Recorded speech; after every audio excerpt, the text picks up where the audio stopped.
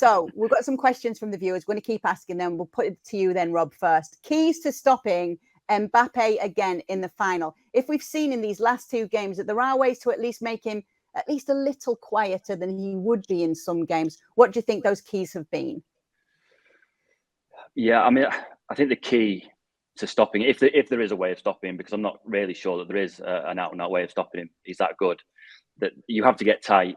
You can't let him run. You can't let him have pitch in front of him where he's just going to hurt you, because his main attribute is his pace, and pace frightens the life out of defenders. And if you let Mbappe run at you, you are in an absolute world of trouble, because that's all he wants to do. He wants to get the ball. He wants to kick it out in front of him and attack you like that. And I think if you get tight, you make him face his own goal.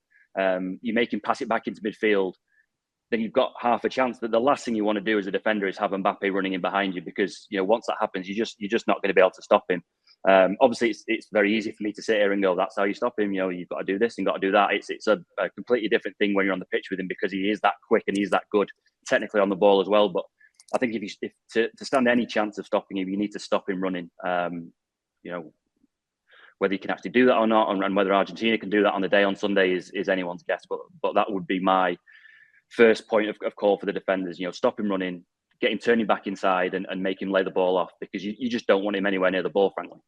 Yeah, you know what? We keep talking about attackers a lot. I think it's worth mentioning how some great performances from goalkeepers has gone throughout the tournament. Alex, let me throw this one to you, because here's another question from a viewer. Hugo Loris, obviously such a leader for the French national team. Where would you rank him among goalkeepers right now, I guess, not just the World Cup? You're asking an Arsenal fan, by the way. Yeah, I was going to say. I know. I'm gonna. You know what? As I was asking that, I was like, "Oh boy, what am I about to get?"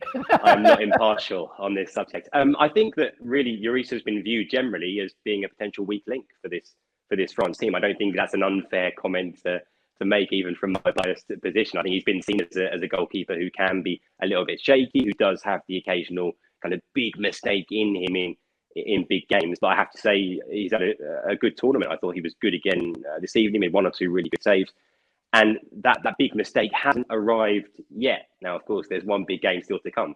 And he'll be hoping it doesn't come in the final. But yeah, I think he's had a good tournament, considering the fact that I wouldn't put him right there among the kind of the elite goalkeepers that some of the other teams in this tournament might be able to boast. Thank you very much for watching ESPN FC on YouTube. For more highlights, analysis and exclusive content, be sure to subscribe.